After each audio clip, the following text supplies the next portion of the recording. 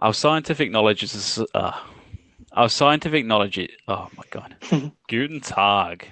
Welcome to the Co-Conspirators Podcast. I'm your host Luke, and as always, I'm joined by my co-host Calum. Hello there. And John. Hello.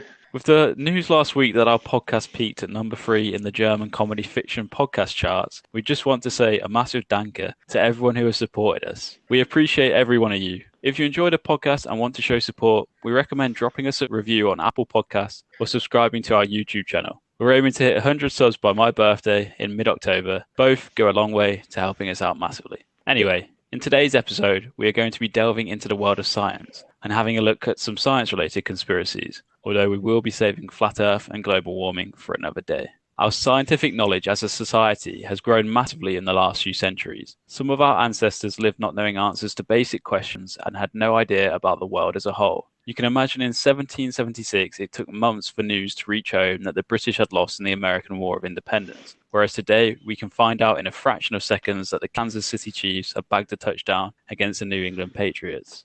Likewise, rather fittingly in 1968 when Hong Kong flu spread around the world, killing 4 million people and making half of France's entire workforce bedridden, a vaccine was made in 4 months, as there was no need for the intensive trials and safety precautions we take today. Our knowledge continues to grow exponentially today. Just last week, there was talk of life potentially living in the Venus clouds, when it was previously believed only a hospitable environment like Earth could harbour life. I suppose the little counterpoint to that, you could argue that society is getting less intelligent, maybe more scientifically advanced, but less intelligent as more and more things become automated thanks to our scientific advancements. True. I think as well, you got to think like maybe 500 years ago, I don't really know the numbers, maybe like 1 billion people on Earth, and now there's 7.5 billion, so you're more likely to have like an idiot living on the planet. There's more of them out there, and you kind of have access to them because you can see them on the internet. People are getting more contrarian as well, I think, which can seem counterintelligent. Whether or not it is a story for another day, like things like Flat Earth. Yeah, plus the internet just gives these people a place to reside, spread their ideas, and sort of like almost artificially increase the actual impact or the number of people who actually think these things, especially when it comes to anti-vax and stuff. So I imagine it's a very small minority in the grand scheme of the entire population of the Earth generally think vaccines cause autism. Yeah, I guess as well, like science being the answer to everything can kind of slow down innovation in a way, just because like people just believe everything they're told, so they don't kind of look at solutions themselves. Science has an answer for most things, but often can be wrong when later discoveries are made. Take the thalidomide crisis, for example, where thousands of children were born with defects thanks to a trusted drug. Science is generally trusted by most and is often believed to be the definitive answer. It can even win wars.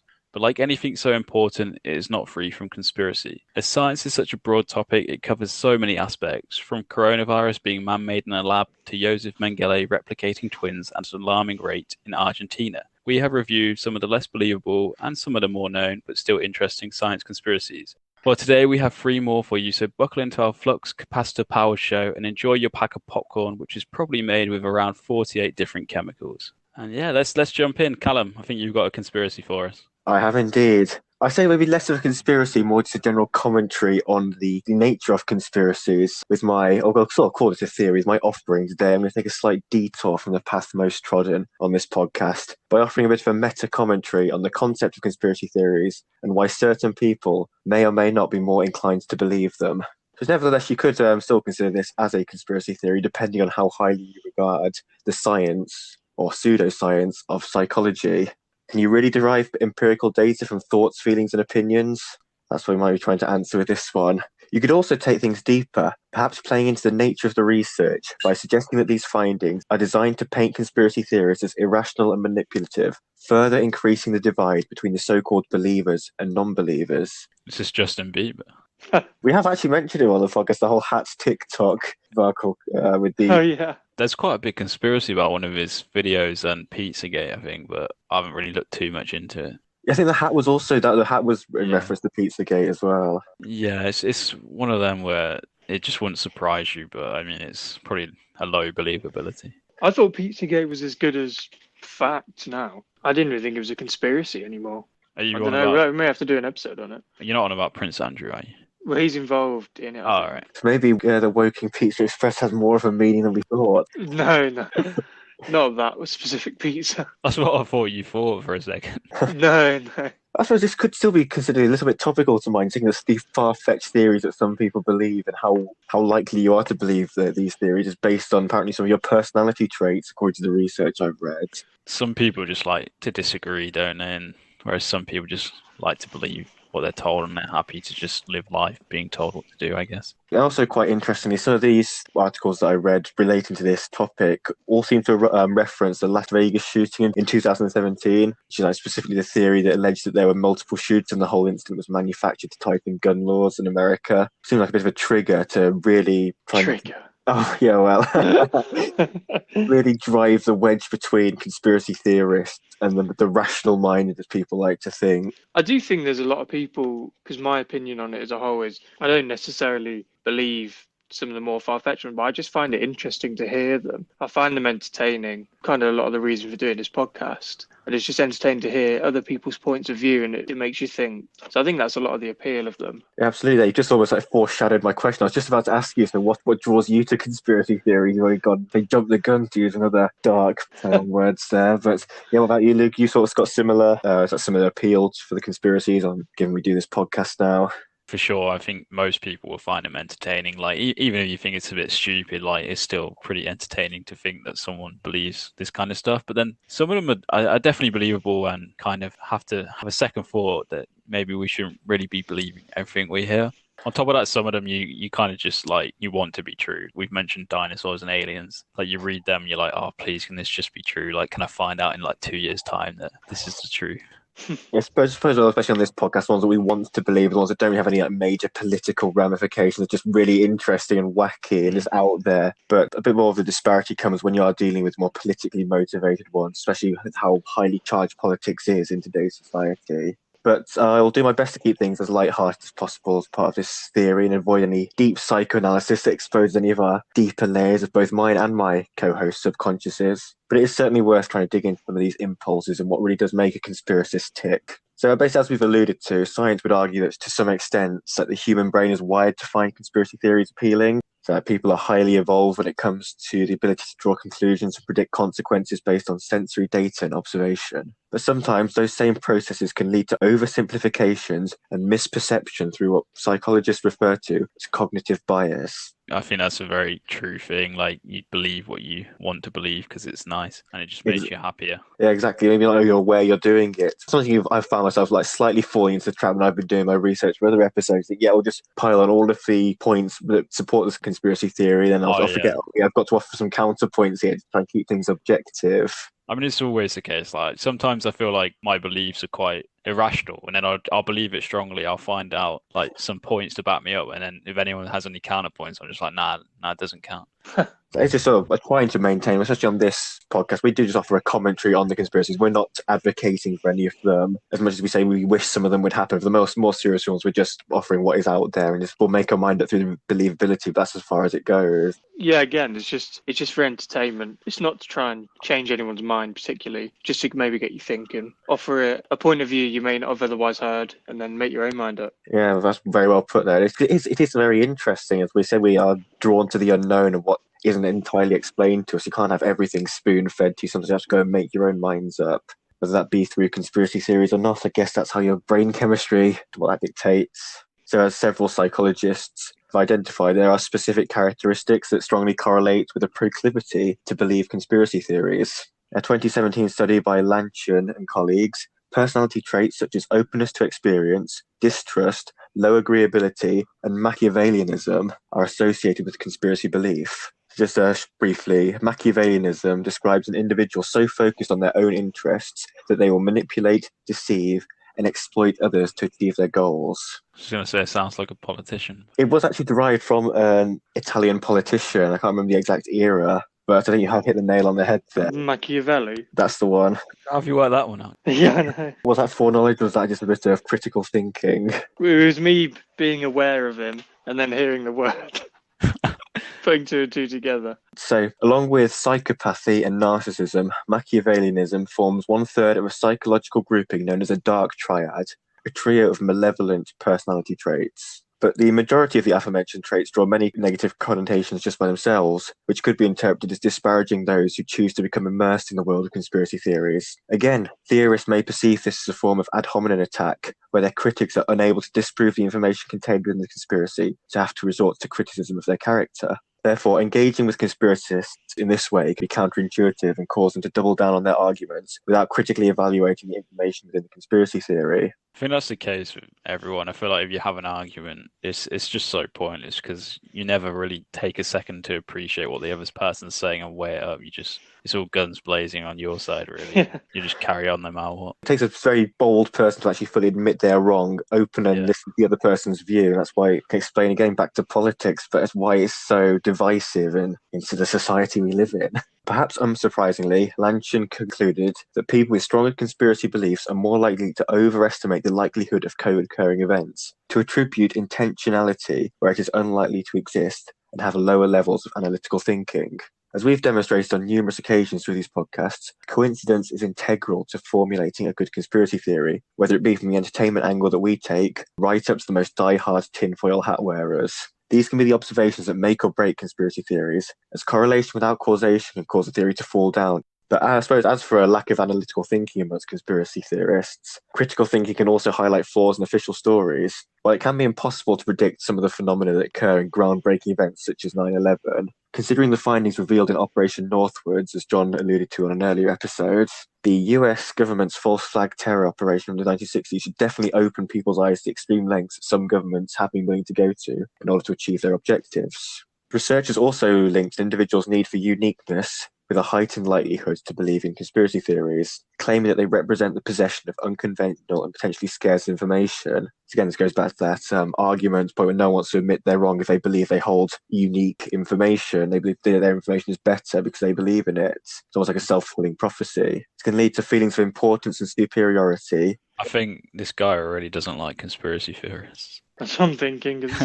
Conspiracy in of itself, he's just saying all this to discredit him. To be fair, I think the analytical thinking one's definitely harsh. I think if you look at some of the conspiracies, they're incredibly analytical. I mean, in some instances, creative. But they've put two and two together, and some of the analysis there you could argue is like high-level scientific stuff, especially with some of the 9/11 stuff John has touched on. He goes very far in depth. Yeah, to actually have a compelling conspiracy theory, you do have to definitely have a level of evaluation and analysis in there. Otherwise, you're just saying something completely ridiculous. And the more thought you give it, the likelihood you can ground it in some more evidence, whether that be coincidental or entirely plausible, is another matter. But to say conspiracy theorists have no critical thinking whatsoever is quite disparaging. It just wants to fuel the little argument that I introduced at the start. So maybe this is intended to just completely ostracize conspiracy theorists and allow more heinous forces to work and push the boundaries further with their waves of just drones who believe exactly what they're told on the news.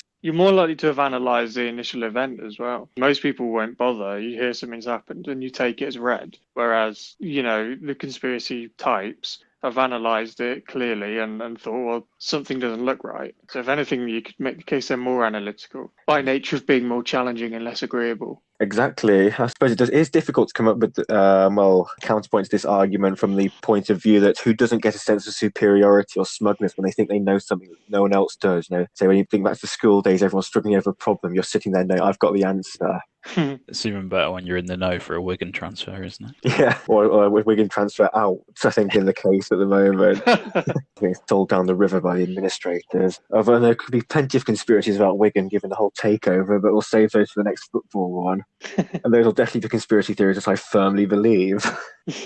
Yeah. On a slightly darker note, Chichoka and colleagues reported that paranoid thought mediates the relationship between individual narcissism and conspiracy beliefs. So where might that paranoia be coming from? Many anti-conspiracy theorists are sure to be fans of the psychologist Richard Moulding, whose 2016 research asserted that those who believe in conspiracies are more likely to be alienated and socially isolated.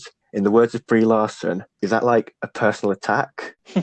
Jokes aside, though, it has been noted that individuals who endorse conspiracy theorists are likely to be higher in powerlessness, social isolation, and anomia, broadly defined as a subjective disengagement from social norms. Social isolation. Yes. That explains why coronavirus conspiracies are top of the range. Yeah, it's a prime breeding ground. It is, yeah. But at the same time, though, this does basically double down on the point that you raised a little bit earlier about how seems to be very, very anti-conspiracy theories, just presenting one side of the argument. Then to double down and call them social loners, essentially, is they're suffering from alienation, which is why they're turning to conspiracy theories to make up for their lack of socialized interaction. It's a very one-sided approach, I'll say that much.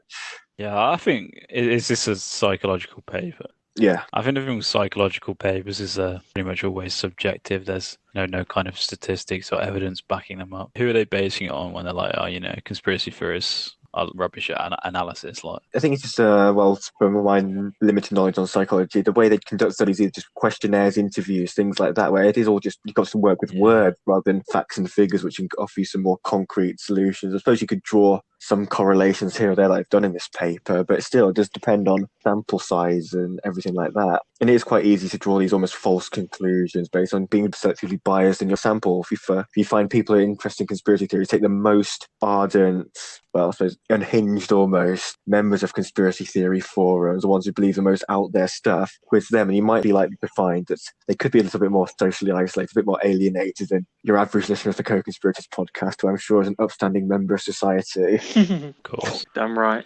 Just like ourselves, coronavirus or not. But just linking back to the paranoia, Moulding also argues that people who feel powerless may also endorse conspiracy theories as they help the individual avoid blame for their predicament.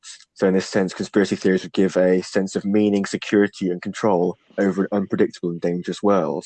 And one thing there is no doubting that the internet has given birth to a wealth of subcultures, allowing many like-minded individuals a space to gather and communicate where previously they wouldn't have had such a forum, which of course then leads to echo chambers where theories aren't subject to robust scrutiny, leaving them maybe floundering when they try to present this to the public and notice that flaws are held up. I suppose it's something we touched on earlier in an earlier episode, that even conspiracy theorists are concerned about the more fringe members with their less believable ideas, discrediting the conspiracy theory movement as a whole when there could be some legitimate research pushed about certain key events. Well, yeah, I think if you believe in a conspiracy theory, you're put under this huge banner of being a conspiracy theorist when there's such a huge range of people within that group, many of which won't believe the vast majority of the more, wacky ones, but they've done some real research, or they believe one that's a lot more believable, but they tend to just be written off as, you're just one of those conspiracists, you talking a load of rubbish, which isn't really fair a lot of the time.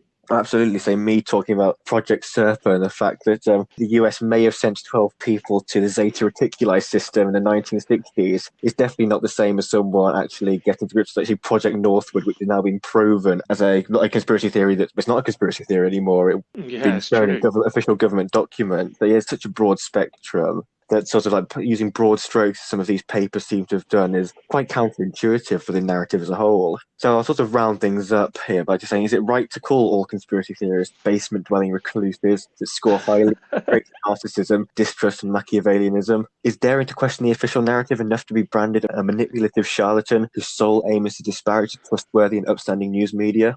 One final study published in the Columbia News Journal stated that greater knowledge about the news media, not beliefs, but knowledge of basic facts of structure, content, and effect, is associated with less likelihood of succumbing to conspiracy theorists, even ones that may suit one's held views. So given that this was published in a news and journalism publication, the phrase positive publication bias does spring to mind. And I don't think criticizing the news media is likely to win you any spots in their articles. But as we've been alluding to throughout this little thread, having such an unwavering faith in the media's ability to report objectively could be just as dangerous as believing every conspiracy theory that you come across. Critical thinking works both ways, as we've covered on several of our episodes, where conspiracies have been turned out to be true, and not to mention the numerous scandals that the news media have been involved with, not just here in the UK, but across the world. So obviously on this podcast, we do take more of an explorative view, offering our insights on a range of conspiracies without directly endorsing any of them. But exploring every conspiracy with an entirely closed mind is definitely counterintuitive, not just this podcast. So I'll throw it over to you guys. Do you agree with the psychology behind one's propensity to believe in conspiracy theories, or is it just part of a wider conspiracy to further alienate those would-be conspiracists, giving the powers that be more control over their citizens with even less scrutiny? I think with some aspects, you could argue that it is quite true. I mean, I think people do like uniqueness. People like to disagree and stuff like that. Whether that makes you more likely to believe in conspiracies, I don't know. But I feel like in some way, everyone believes some kind of conspiracy, even if it's just like a small one. I don't think everyone like sits down and believes everything they hear. I just don't think that happens. And also, technically, if you believe like one media source, technically you disagree with another media source because quite often they're quite conflicting. And I urge anyone listening to check out the Global Times. It's a English language Chinese news source, and it's literally just a conspiracy heaven. It's just full of what we would call conspiracies, basically. It's quite funny to read. It's like actually what their news is. So you could argue that they're all conspiracists to the West and we're all conspiracists to them in some kind of way. I thought you were about to recommend an objective, fact-driven publication. So did I, yeah. Both sides of the argument allows you to make up your own mind. No. I think that's objective like that. Not like the Fox News and CNN derby going on across the pond. Yeah, but I think it's definitely a bit harsh, and you have these intellectuals that they're a bit up themselves. They also can't see both sides of the story, so there is this unfair reputation that like if you believe this, then you're an absolute lunatic. Whereas a lot of people who claim to be conspiracists do a lot of research and base what they believe on a lot of facts, and then obviously don't believe the stupid, crazy stuff that sometimes we report, and it's just out there on the internet. Exactly, the internet really is a crazy place, and it is quite easy to just look down your nose at people and you see them as almost statistics rather than actual individual cases with their own experiences and uniqueness, no matter how negatively you try to paint that in your studies. Yeah, I think what's interesting is I'll just take like America as an example. Like you've got a set of people who would support Obama, a set of people who would support Trump. If Obama says something and people disagree, the Obama supporters are like, you're a conspiracist. But now Trump's in power, like they disagree with everything he's saying. And I mean, they're not really classified as conspiracists. So I guess it is to suit your own agenda, I guess. Oh, absolutely. Yeah, I think it's definitely interesting, and I would like to kind of delve deeper into this topic and have a bit of a look myself. I'm intrigued in a way to see if there's any kind of positivity that anyone's ever written about in terms of this, because although you do kind of to the side of the lunatics when you think about conspiracy theorists, could be some interesting studies into kind of like the more research driven conspiracies and what kind of people do that, and definitely want to see that. But it's definitely got us talking, and I think it's raised some very interesting points, so I'm going to score an 8 out of 10. What about you, John? So I think on the subject of the paper, I think it started off being reasonably down the middle, and it made sense. I think it's natural that people who believe conspiracies are going to score lower on agreeableness and things like that. So I think it perhaps initially came from a place of reason and some sort of scientific basis. I then think it got a bit more opinion driven, and I think kind of on the subject of dismissing all conspiracy theories, I think it isn't helpful to either side really, because you have people like Neil deGrasse Tyson, who's clearly a very intelligent guy and he knows his physics, but I think his manner is basically anyone who's a flat earther, anyone who doesn't absolutely believe the moon landings is an absolute kind of mouth-breathing idiot that doesn't deserve the time of day. And it's not a very helpful way of looking at it, because you're just going to make them solidify their viewpoint even more so, because they're going to dislike you as a person, which is it's kind of like what Jordan Peterson has talked about with Donald Trump, basically saying how people who don't vote Trump look down their noses at those that do. But you're never going to get anywhere by doing that, because no one's going to change their mind. There's never going to be any kind of reasoned or rational debate. So yeah, I think a paper like that kind of showed its bias, wasn't particularly useful by the end of it. But it's certainly interesting that there is some sort of science and human nature behind conspiracy theories. So I think in terms of that part of the paper, I'm going to give it a 7.5 out of 10. In terms of the paper as a whole, I might drop it to a 5. I'm middling on it a bit. Did you actually read this paper? I read the abstract. I couldn't get access to it. I don't blame you. I mean, I've never read a psychological paper, but papers that we had to read at university, oh my God, send you to sleep. That would be a 10 out of 10 for effort if you actually read an academic paper. Yeah. Unfortunately, I found several articles all seem to reference this paper, which made my life a bit easier. Yeah. Like I said, I've read many a paper in my time, and it can be a chore to get through if you're not fully engaged. And the moment you find they start calling you an idiot and disagreeable and a social isolationist or what have you, so merely entertaining the idea of conspiracy theories just turn you off even more. So yeah, we've all showed here we can demonstrate a lot of critical analysis. We've pulled apart the paper a bit, found some flaws, and they all seem to have done a poorer job of remaining objective than maybe some conspiracy theorists. given the obvious bias against them, given it's maybe arisen from the post-Las Vegas shooting America, which conspiracy theorists ran riots with. But yeah, as like John was saying, I suppose in today's age when people have such massive platforms and Twitter online and stuff, and you can just call anyone who disagrees with you a mouth-breathing idiot, for want of a better term, it just ruins discourse, like constructive discourse, especially when you can just drop a 10-word Twitter clapback, get thousands of retweets, and the person you're arguing with just doubles down and goes back into their shell of conspiracy theory ideas. No one really gets anything out of it. No one's no one's had their minds opened. Both people going away thinking, oh yeah, I won that one. He disagreed with me. That means I'm clearly right. And you don't get anywhere. So it's not the most effective way of dealing with conspiracy theorists in an age where more and more conspiracy theories seem to be springing. So to say don't get to start on the latest wave of coronavirus conspiracies, given we've done 2 podcasts on the topic already. But whenever there's a world event, it seems to be a breeding ground. It's not going to go away. I think for that reason, we've got to entertain it more, maybe be a bit more open-minded. You missed a trick by not saying second wave of coronavirus. I don't even want to even entertain the idea of a second wave, even though it's happening before our eyes. But yeah, if I was going to rate it, I think it was certainly an eye-opener to see not how the other side think, just to see the academic view of conspiracy theorists, which all seems to be heavily weighted in the camp that they're all deranged lunatics. And nothing they should be say should ever be believed. And if you believe exactly what the news media is telling you, you're an upstanding citizen. You're a model of what we want you to think, and that could almost be considered social engineering in itself. But I'll give it an 8 out of 10 overall, and it's not going to stop us doing this podcast, that's for sure.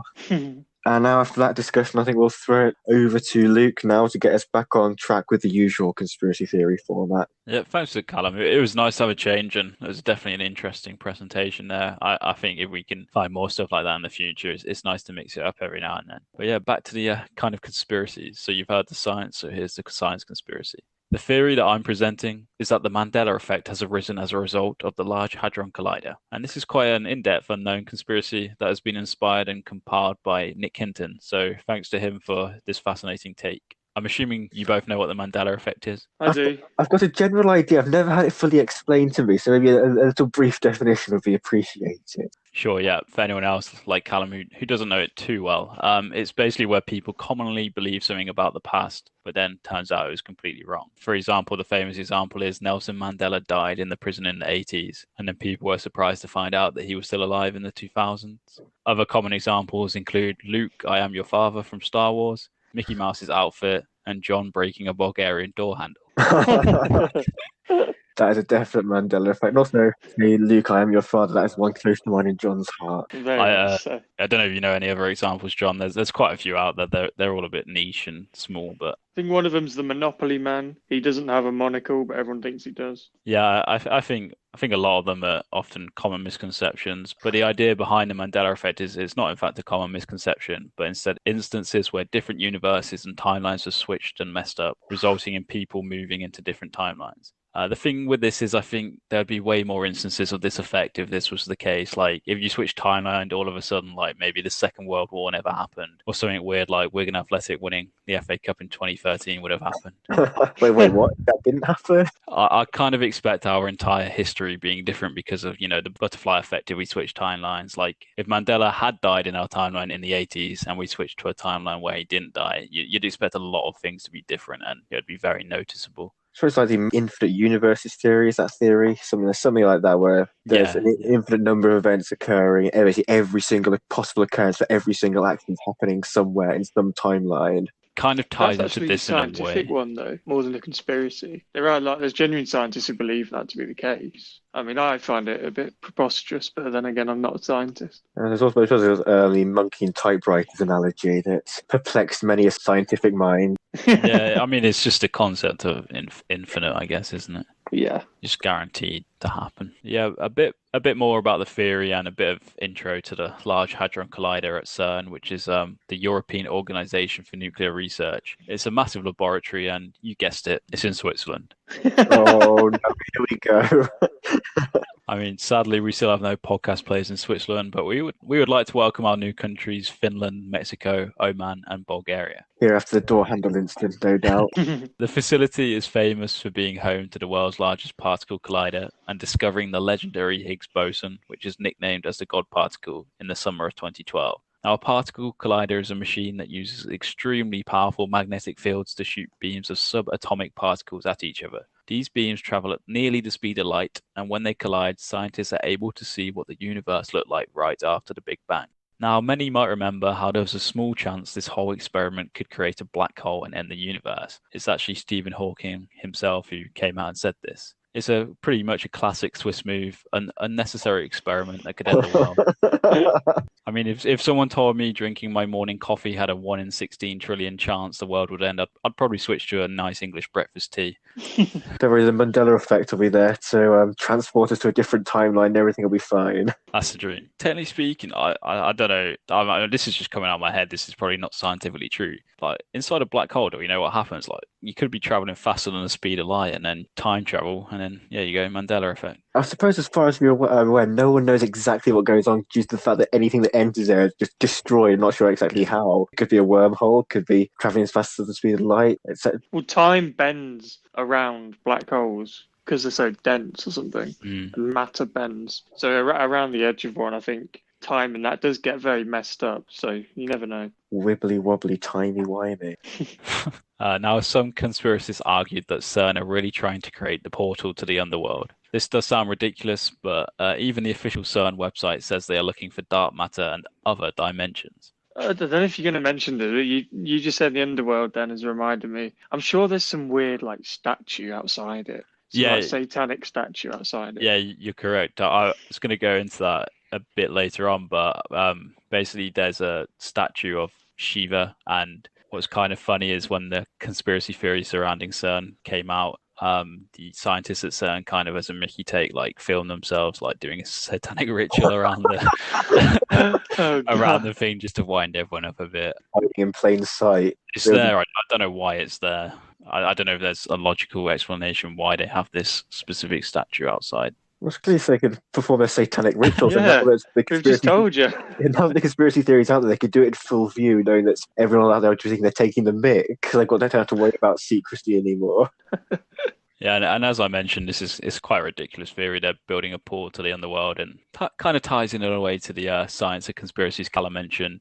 Other conspiracists argue, and this is maybe a bit more believable, that CERN is messing with time and changing our past. Maybe not more believable, but it just shows that conspiracists differ on what they believe anyway. Now, we do know that if you can travel faster than the speed of light, you will technically time travel. However, it is vastly believed that nothing can travel faster than the speed of light. Now, I don't know about you two, but I actually remember in 2011, CERN discovered a particle that could travel faster than the speed of light. This was a time we were doing science in school, and it was brought up in one of our physics lessons. I actually remember that quite clearly. Good job you do, because I don't at all. I was going to say, I'm not sure whether I only vaguely remember it because you just said it. Of course, this would be huge. Physics would be rewritten, and a lot of what we believe changed. I mean, it's been believed so vividly that nothing can travel faster than the speed of light. However, the claim was supposedly debunked, and the scientist who announced the discovery was forced to resign. This caused a lot of controversy in the physics community and has been a topic of heated debate ever since. For such a humongous discovery, it has certainly been swept under the rug in recent years. I didn't actually type this into the internet, but I don't know if there's still articles about it, because I do remember this on the news when they found this particle that could supposedly go faster than the speed of light. But I do remember our physics teacher also saying it was being analysed and was up for debate, so there's that as well. I've just looked it up now. It says a tachyon or a tachyonic particle is a hypothetical particle that always travels faster than light. It's an Italian experiment that unveiled evidence that fundamental particles known as neutrinos can travel faster than light. There we go. Apparently, they tried to fire a particle of 730 kilometers. They found that it went a nanosecond faster than it would have traveling at light speed, this particle. But then they found that a loose fiber optic cable had introduced a delay in their timing system. Just imagine a guy with a stopwatch getting it wrong by a nanosecond. He's just standing there waiting for it to come. Then reactions. Bang. Human error. It's supposedly it's meant to have travelled 0.002% faster than light, but they got it wrong. I mean, it does make sense if they discovered this particle that travelled faster than the speed of light. They would want to announce they would do so. However, when such serious side effects, going back to the Mandela effect, like Curious George's tail not existing and Pikachu not having a black stripe on his tail occurred, it is no surprise they wanted to cover it up. But in all seriousness, travel faster than the speed of light is likely to have some consequences, so it wouldn't surprise me if they wanted to cover it up if they discovered these. Adding weight to this, CERN openly talks about working with D-Wave Systems, a quantum computing company that claims its machines work by collaborating with parallel universes, which kind of ties in with what John said. There is kind of scientific backing to this whole, infinite universes theory. And as mentioned, CERN not only mocked conspiracists with their satanic dance, they also mocked them by releasing a video where staff wore a top saying Bond 1 Mandela. The first Bond, if you include Casino Royale in 1954, was Barry Nelson. Therefore, the top kind of, in a weird way, spelled out Nelson Mandela. What? That's the weirdest way of trolling anyone anyway. Cryptic T-shirt. It's cryptic, but it had Mandela on the second T-shirt, so it's like kind of obvious in a way. They're definitely wind-up merchants at CERN, put it that way. Yeah. It's the Swiss, man, tell you.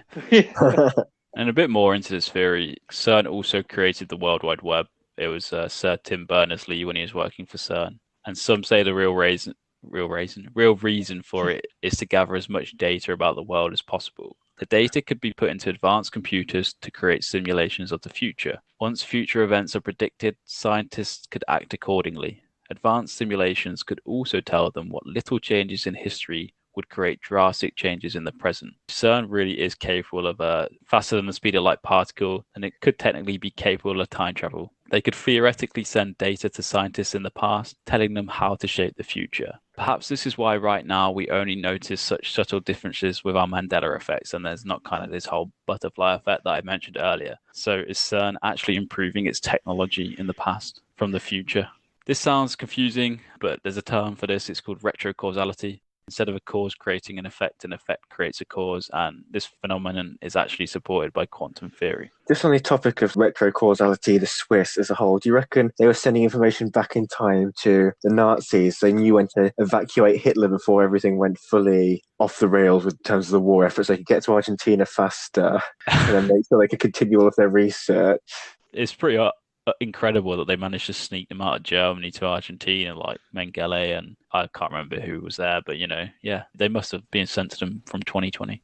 Use the TARDIS, I think, to get out of there. I mean, it's certainly a weird thought that CERN can manipulate time, but if they did find this particle, this could technically be the case. Maybe they'll use it for good, maybe for bad, but who knows? Maybe the God particle is actually allowing CERN to effectively play God. What do you guys think? The biggest thing that I remember from the CERN experiments when the Hadron Collider was first built and they started firing particles around it was how many people were genuinely concerned that the world was going to end because they created a second Big Bang by crashing two particles into each other. That's going to wipe out life on Earth. The thing is, it was Stephen Hawking who said it was possible, which is kind of why it made it even more believable. I mean, to be fair to Stephen Hawking, I think he said that there is like a 1 in 160 trillion chance, but there's still a risk, and it's Stephen Hawking, the smartest guy we know, telling Surely us there's that chance of the world ending on any day. That's such a mad. Well, yeah, I mean, you wouldn't even mention it. No, but still scary. So I remember Calum as well, absolutely shitting himself on that day. I mean, the thing is, back then we were 10. I was well scared about that. And that's the question, would you press a button that's a 1 in 160 trillion chance of killing you instantly? Yeah, what's in it for me? Nothing. You could have a look at what the Big Bang looked like. That's a little bit of scientific advancement. No, I don't care about that. There we go then. So there's reason to be slightly concerned. Would you press a button that has a 1 in 100 chance of ending the world if a psychological PhD student would write a good article on conspiracy theories? Yes. Well, there we go. Then again, I'd be a bit disingenuous though, because I would be incentivized to write it, given that we've doing this groundbreaking experiment pressing a button. But... It's like those experiments like shooting the cat or something like that. There's like those experiments where they lock a cat in the box and I think it might have been on Darren Brown. Schrodinger's cat. You press a button, and if you press a button... Oh, I know what you mean. You press a button and it kills the cat. Yeah. And for some reason, everyone presses it. Yeah. They get nothing out of it. Yeah, they literally get nothing out of it. It's just the urge to press a button is too much. They all do it. More of a curiosity. finest. Yeah, one of the didn't women's die, by the literally way. crying her eyes out, but still presses it. I hope maybe because it's such a small attention span, you can't keep yourself occupied in some room for however long. You've got to press that button. Should we dip into our rating? Yeah, we got a little bit off topic there. So that's what does twist do for you with you? Always trying to distract us from the matter at hand, which is the fact they might be trying to engineer. The antimatter at hand, actually. Ooh. It's a difficult one to almost wrap your head around, the idea of the multiple timelines theory in itself, thinking that every time a Mandela effect happens, something resets and you get transported to a different timeline where that thing has happened. I'm struggling to fully recount it myself now. But I will start off by saying it's a very interesting theory. And of course, anything to do with Switzerland and Luke gets an automatic little boost just because it's an ongoing feud now, which has lasted multiple episodes and doesn't seem to be going away. Bit of a one-sided feud, so I don't know if the Swiss are going to reply. If you wait, they've been planning something. When we get our first Swiss listener, that's when things will start to really kick up. But for rating, I'll give it an 8.5 out of 10. It's something I've never really fully thought about. It's the fact that the Hadron Collider has sort of gone off the general radar of the public, even though they're probably still running experiments on it now. But you just see fear when they started running experiments with Stephen Hawking, of all people, saying there is a small chance that the world as we know could completely end because they've crashed two particles a bit too hard into each other.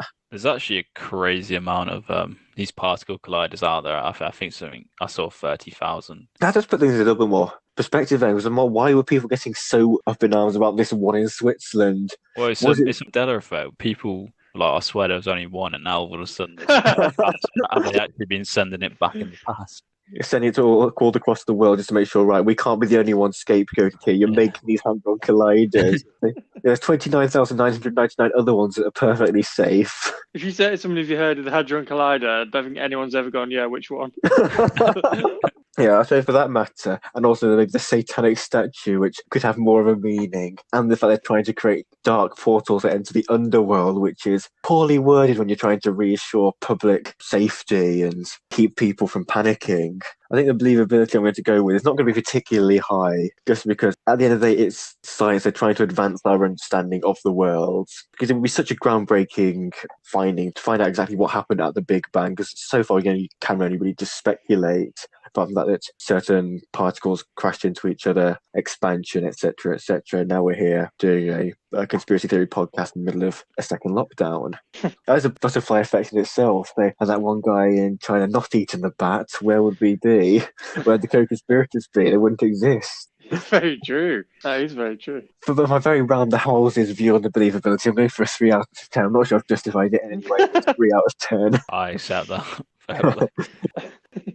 Yeah, I really enjoyed that as well. As Calum kind of said, any dig at the Swiss is going to knock this off a bit. But the fact that it was so high profile and the potential risks of it were so high profile. I remember being on the radio, being on the TV. Obviously, Stephen Hawking has apparently said it. So I think fully conspiracy, I'm going to go for a 8.5 out of 10. Believability wise, I mean, I just got no clue of the science behind it and whether or not it could actually have caused time travel and stuff. I suspect not, but you never know. And I feel like they would use the time travel, especially the Swiss, would use it a bit more maliciously than writing in books that Mandela died in the 80s. And they got better uses for time travel than that. Changing the Monopoly's man monocle. We're going to really fuck with people here. So, I think believability-wise, I'm struggling to give it very high.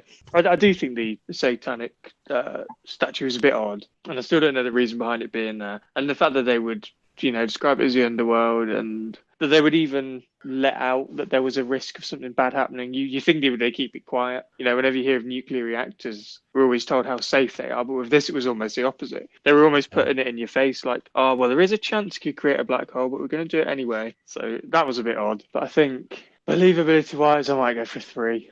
Yeah, I'll take that. I think this theory was interesting. It's it's a mix of a few events. Like, it's a mix of the Hadron Collider. It's a mix of Mandela effect and CERN itself as an entity, which is interesting. I do remember genuinely being really, really scared about this when it was happening, to the point where I remember everyone was like, if the world's going to end, it will be at like 12:30. So I remember school put it on TV for us to watch at lunchtime, which, I mean, they never used to do. And I went and sat down with my lunch to see if the world was going to end or not. And I mean, what a relief when it wasn't.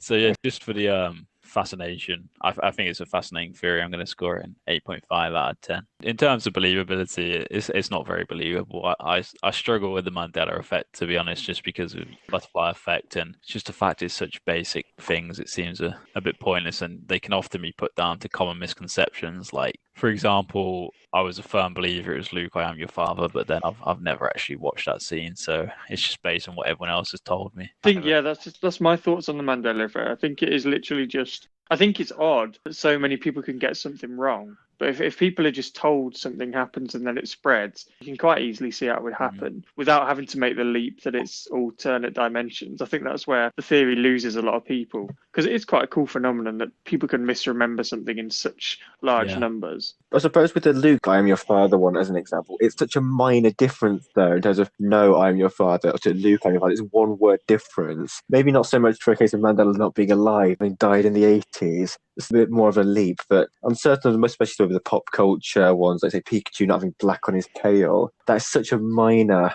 I think as well with that, it can so easily be different in different things. Like, you know, one toy of Pikachu might have black on his tail and stuff like that. Chinese bootleg. Exactly, yeah, it's not going to score very highly for me. The only thing I find a bit believable is it's a bit odd out of nowhere, you know, this particle exists that can travel faster than the speed of light, and then it kind of got shot down. But then I guess that's probably just a case of not validating the results and just getting a bit excited about a, you know, groundbreaking, phenomenal discovery. If you go the speed of light or above, you will travel forward in time relative to everyone else, but you can't go back. So it would give an explanation of people traveling forward in time, but we wouldn't notice that really until we got to that point. We're living life 1 minute ahead of everyone else. Yeah. And what are you going to gain from that? Yeah, I'm going to score it lower than you two, actually. I'm going to go for a 2 out of 10. I understand you've got a conspiracy now for us, John. Yeah, you understand correctly. So mine is around the work of Tesla, and I don't mean the car company run by Elon Musk. I actually mean the person it's named after, Nikola Tesla.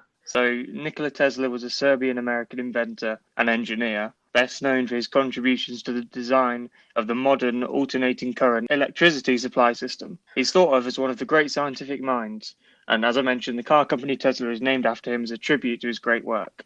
So one of his kind of early inventions was a car that had an antenna on it that powered and charged its own batteries. When he showed this car to J.P. Morgan, the famed American banker, Morgan said, "If we can't put a meter on it, then we don't want it." In short, stating that the unlimited energy has no use to him if it can't be monetized. Dr. Puthoff, an energy researcher, said that such self-generating energy does exist, but if he were to bring them forward to the public, he and his family would be killed. So it's safe to say that Tesla might have been a little bit put off by this doctor's verdict. I was waiting for somebody to make some sort of pun on that name. It's an open goal, isn't it? Really? Yeah, exactly. I had to.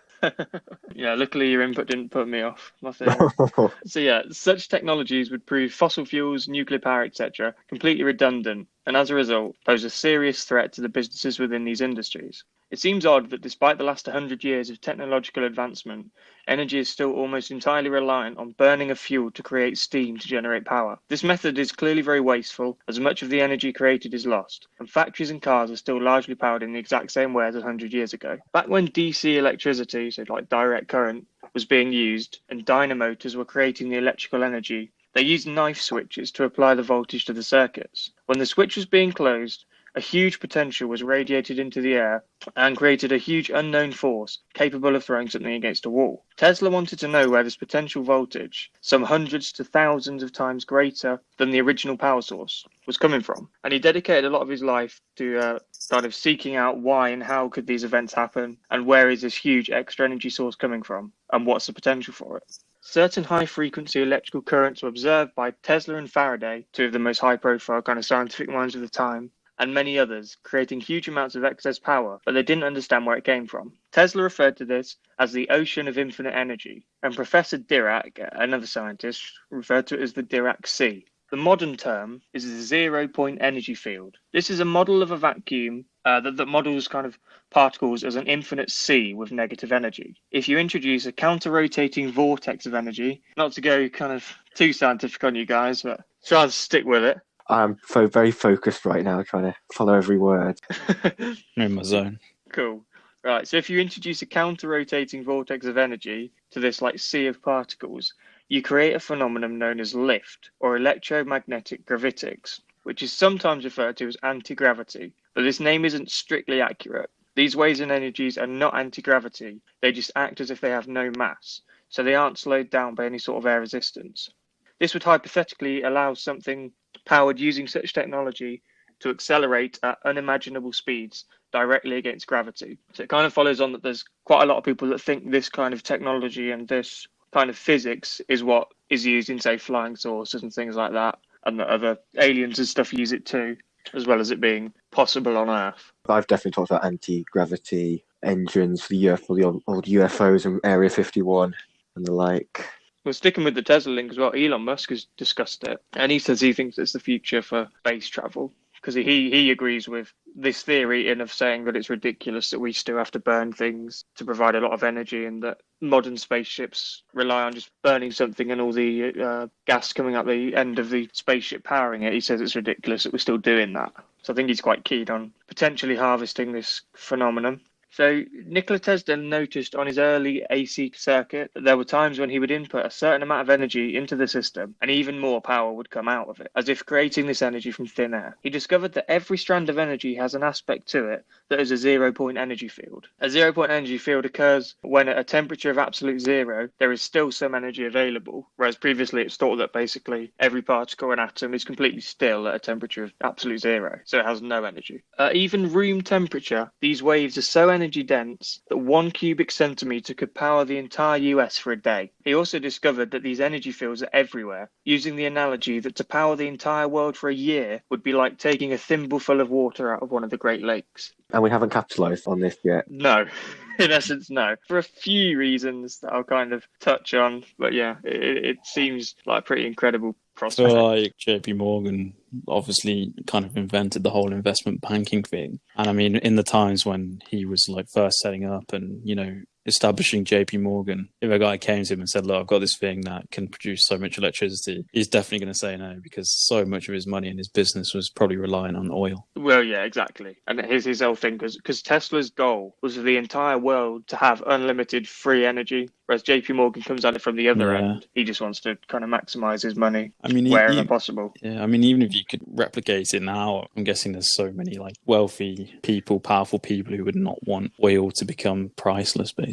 Not priceless, but worthless. Exactly. And that's exactly the point, to be honest. There are some logistical problems with this technology, but scientists, as well as even NASA, have been working on this technology for decades based on Tesla's findings, and many believe they've been successful. But there is genuine scope for this to eventually power the entire global population. The main problem with this technology isn't a scientific one, it's political. Free energy would require a huge shake-up of the economy and power industries, as highlighted with JP Morgan and Tesla. The interest of many wealthy people at the top isn't to make everyone else's lives easier and cheaper, but instead to line their own pockets. Over 1,000 new coal power plants are built every year, mostly in China and India. And India is estimated to cost trillions of dollars to become fully developed in terms of electrical technology using traditional means. Such methods cause mass pollution and are harmful to those living and working in and around the plants, as well as the local environment. Nuclear energy also poses serious threats when it goes wrong, as seen in Chernobyl and Fukushima. Bit of a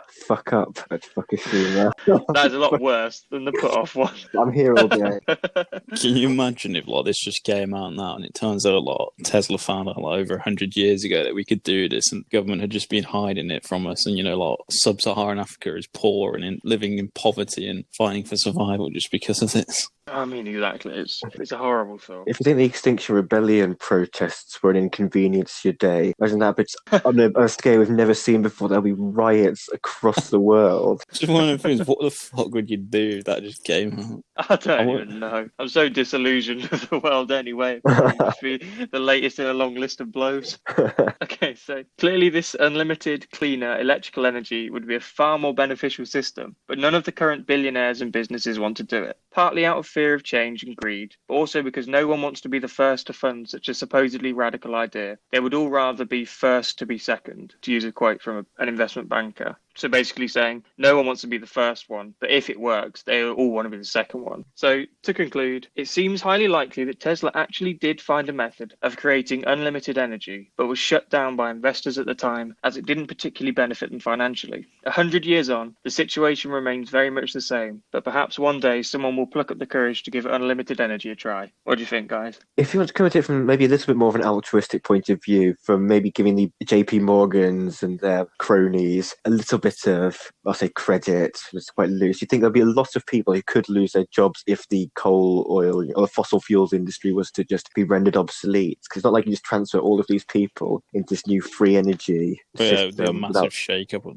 literally the world, wouldn't it? If you just had to switch completely your energy source. It's like what we're trying to do now, I guess, but like escalate. I think that is a fair point. I think the counter to it would be that this technology's been around over 100 years, supposedly. So you could have done it gradually in that time. I guess the thing with that as well is like, I mean, I know Tesla was an incredible scientist and well ahead of his time, but not like, your standard, very advanced physicists today not easily come up with this, given what we know. Well, the thing is, I don't know that they'd be looking into it because he discovered alternating currents and things like that. And it was kind of off the basis of that discovery that he found this one. Further to it, he thought by using that current and by using these zero energy fields, you could actually transfer all the energy along existing power lines. And you could power the world that way. So by the sounds of it, the infrastructure needed might not actually be too difficult to set up. It's just getting everybody to switch over. Yeah, I suppose, but even so, it would take, a substantial amount of time probably to switch everything over to the new format and to set up the infrastructure required to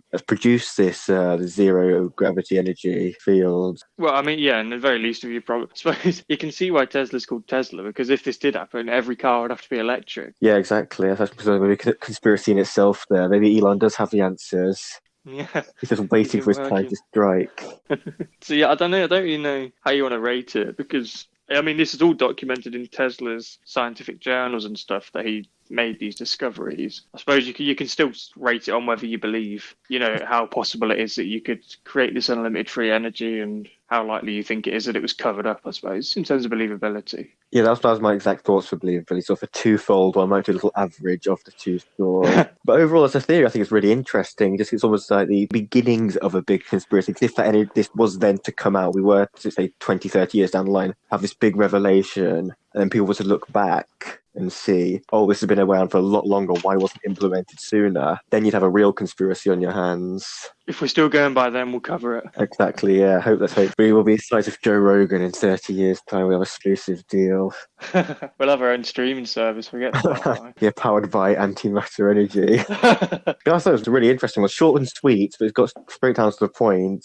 And it does have a lot of the hallmarks of a good conspiracy, given it's the global elite of the banking world looking to further their own interests at the expense, perhaps, of the wider population. So for that reason, I'll give it an 8 out of 10. And as for my believability, I'm going to start with the easier one, the likelihood that these banks would have covered it up, and that gets a solid 9 out of 10 for me. I think when there's money to be made, I think morality does go out the window, especially when you're dealing with such vast quantities. Yeah, exactly, I mean, just have to look at the news last week, the papers that were released, HSBC, like funding some dodgy scheme, money laundering in London, all over the place, like billions and billions of pounds. And they just don't care. They're just happy to do it. That's ridiculous. That's several billions of pounds filtered through this one tiny office at the top of a block of flats.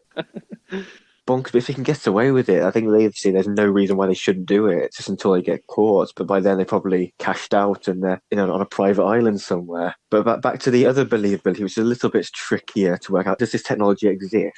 Because there's no doubting that Tesla was a genius who's arguably way ahead of his time with some of his discoveries. So even physicists today might not fully understand. So I'm of the opinion, I think there's definitely scope for this to be a genuine thing down the line if we were to continue advancing at the rate we are scientifically. But I think I'm going to go for a cautiously optimistic 4 out of 10 on the believability that this could genuinely become a power source. Combine the two, you get a 7 out of 10 on the believability. Actually, it's not 7 out of 10. I thought I gave myself 10. Wait, 6.5 out of 10 on the believability overall. So quite a good one there. That is pretty solid, yeah. Luke, what do you reckon? Yeah, no, I really enjoyed it. I think it's been a nice mix of conspiracies.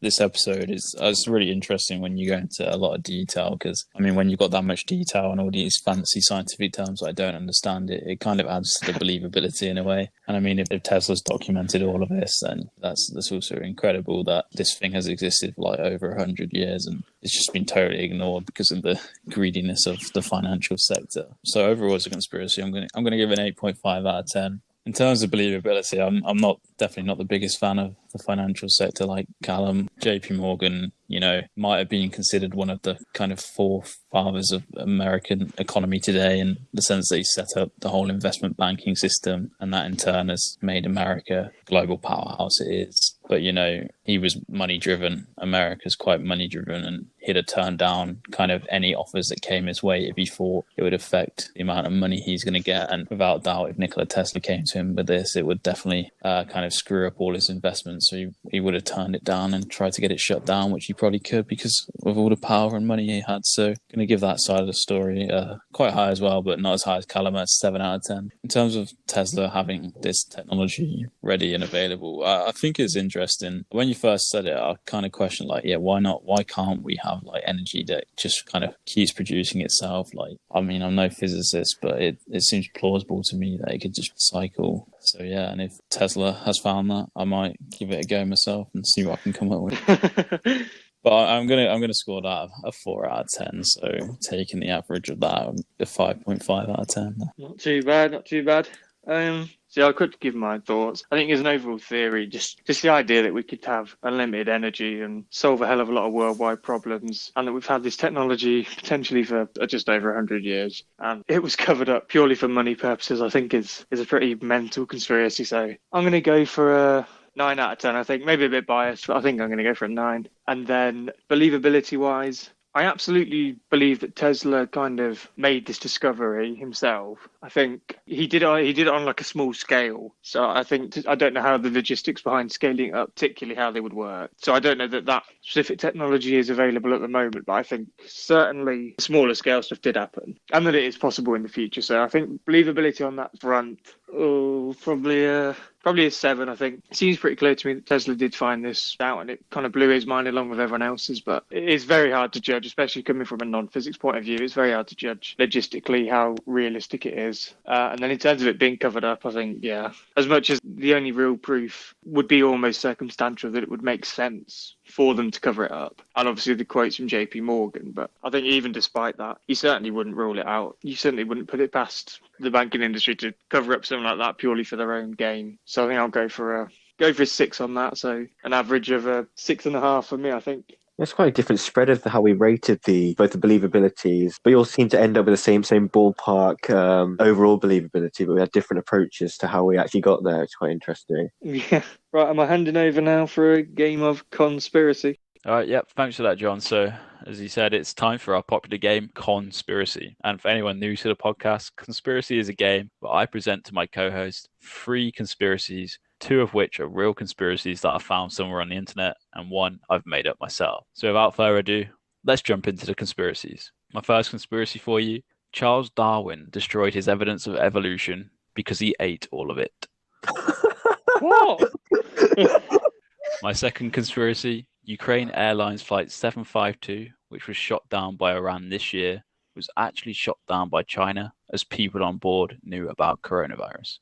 And my final theory for you, Pluto was downgraded from its planet status as astronomers believe it's embarrassed the profession that they all missed it and a 23-year-old beginner found it. Wow. That's quite a good one, yeah. 3 quite good ones. I know Luke's really good with the conspiracy game. It's always a tough challenge to pick out the conspiracies. So it's really interesting to dig in. We got any bit more information on each of them just to get us going? Sure, yeah. So in terms of Charles Darwin, on his way back from the Galapagos Islands, Darwin bought turtles from different islands that were different because they were kind of isolated to their islands and they had evolved as such. However, he actually ate them on the way back because apparently turtles are so incredibly delicious, so ate is evidence and proof of evolution. Oh, right. When you said 80s evidence, I thought acres. I mean, it's a long journey back from the Galapagos Islands to the UK. You might have got hungry and had to eat paper. You never know. So are you saying, what are the ramifications of this? Are you saying he still went on to write all his stuff? Or are you saying he gave up after that point? No, he still went on to write all of his stuff, but just But it would have been solid piece of useful. evidence was destroyed by his So he stomach. just set himself back a few Yeah. years. By Well- every tortoise, whatever they are. In terms of the Ukraine Airlines Flight 752 that was shot down by China, not Iran, supposedly victims aboard the flight were linked to the National Microbiology Lab in Canada. Now, this lab supposedly received coronavirus samples from China in 2017. And then there was actually a huge security breach at the lab in 2019 with Chinese nationals shipping samples from Canada to China. And apparently some people on board the plane had found out about this breach and, were getting close to reporting China for it. Sounds like a PTA. In terms of Pluto, there's not really too much to it that's not kind of in the title, but essentially, people had ideas that this planet existed just based on kind of how other planets in the area operated. And then kind of a lot of people were out there looking for it. And then it's actually this 23-year-old beginner that found it. And you can imagine like astronomers who had been searching years and years through it were not too happy about it and try to, say it's not a planet, it's a dwarf planet. You wouldn't happen to know off the top of the head, from the time point at which it was actually found, how long did it take to get downgraded? That's what I'm thinking. I suppose ages. Yeah, it was. It only got downgraded about 10 years ago, and now isn't it back as a planet or something? It was a long period of time. It was like 20, 30 years. That's a long grudge. Are you telling me Pluto was only found in the 80s? I could have sworn it got downgraded in about 2010. Let me have a look. I might be chatting shit, to be fair. No. Oh yeah, no, yeah, Pluto was discovered in the 30s. Yeah, But it was only downgraded around 10, 15 years ago. It was only downgraded 10, 15 years ago, but I think the debate has always been there. So they let him have his limelight for 85 years and nah, you've had enough credit now, mate. Yeah, even though he would have been probably dead if he was 23. Yeah, if he was 23, definitely the people, or the older physicists would be all conspiring against him. They'd have popped their clogs long ago. That's a difficulty with conspiracy, though, because I think we've already established that conspiracy is an absolute load of rubbish, but that isn't what we're trying to guess. Guess whether Luke's made it up or not. We do this every time, though. It's just interesting to entertain the theories as theories. Yeah. I'm going to let Calum go first. I'm quite stuck here. That's a good tactic, isn't it? Have I ready to take a stab? Right, so I think the Darwin one, it seems quite plausible as the fact that, yes, he could have eaten his research, but a conspiracy from, back in the 1800s that could have survived this long? But it's one of those ones, when I first heard it, I think that is so ridiculous, it's got to be a red herring, so that could actually be a genuine conspiracy. So currently I'm ruling that one out. As with the next two, again, they're both quite difficult, given that, yes, coronavirus is hot in the news, yes, it's gripping the world, it's a massive pandemic, yada, yada, and conspiracy theories are actually going to be running rife. But then is it almost too much of a current event to make up a conspiracy theory, again, being another red herring? And this final one, say, we've established, is almost completely ridiculous when you think about it logically in principle, unless it is a bit of long, immense effort to... Yeah, that's just been an immense effort to finally achieve some vindication from beyond the grave for just jumped up little physicist who thinks he knows his stuff. Tried to outsmart them and saying, nope, get back in your box. It's just a dwarf planet, you moron.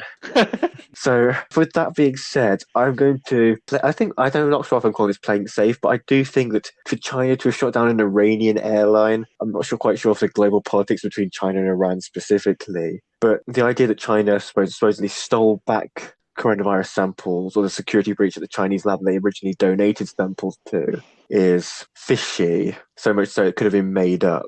I'm going to say that the Chinese shooting down a plane containing potentially their own citizens on it is the conspiracy. John? My logic is very, very similar, because I think the first one is, it's just so ridiculous, especially the tagline of Darwin ruined his evolution theory by eating it. I think you'd be a brave man to make that one up for this game. So even though it became slightly more plausible when you explained it. And then, I think the coronavirus one, just because it's so topical, it's either a bit of a tell or it's a very good bluff. And then the Pluto one, again, definitely between the last two. I think the Pluto one I could see you making that one up because it is so ridiculous. I don't know if anyone would have the nerve to post it online. But I think I'm going to be boring and agree with Calum. So Luke's either going to get a clean sweep or it's going to be a win for the old players. Ooh. I suppose Right. it's a while. It's a while since we. It's a while. It's been a few episodes since we both categorically agreed on something in conspiracy. It has been, yeah. So you've both gone for the Ukraine Airlines flight, but you think it's between that and Pluto. Oh, no, Essentially. don't tell me what that means. Well, I can confirm for you that it is between one of those two. Darwin it's actually quite widely regarded as fact, but not totally fact, that Darwin did actually eat all the tortoises on his way back from the Galapagos Islands because they were so tasty. See that they ate them all. Yeah, I didn't want to say this because I always say this and it always bites me on the arse, but I did feel like I'd heard that somewhere. That's, that they were really tasty and they ate them. That's from QI, so I don't know if you watch QI. That's yeah. part of the Co-Conspirators drinking game. John saying, I've definitely heard this from before. Okay, put it out. I can confirm. It's a clean sweep for conspiracy. Oh, congratulations. Fair That is play. a rarity. That weird China one is out there somewhere. Yeah, I made it the Pluto one. I messed my years up. I was a bit tired today when I was thinking that one up, clearly. But yeah, It worked. The brilliant threw double you bluff. Yeah. So conspiracy is becoming a game of high stakes poker now. The amount of bluffing that has to go on with concocting really wacky theories to try and throw the other hosts off. Pressure's on the next first round. Well, top that, I think. if you just make up a wacky one, then everyone's like, "Oh, it's too ridiculous to Yeah. not for you to make up." So But yeah, that's it for today's episode. Thanks everyone for listening, and yeah, keep challenging the status quo. See you later. Auf Wiedersehen.